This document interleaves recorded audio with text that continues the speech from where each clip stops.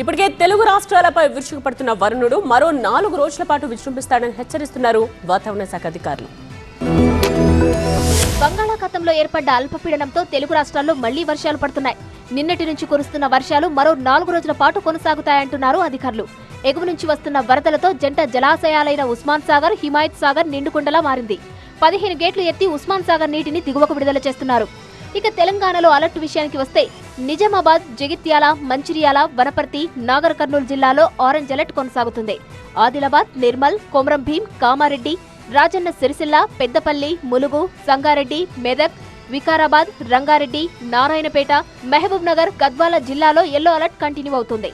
ఏపీలోని కోస్తా జిల్లాలో చాలా చోట్ల భారీ నుంచి అతి భారీ వర్షాలు కురిసే అవకాశం ఉందంటున్నారు వాతావరణ శాఖ అధికారులు.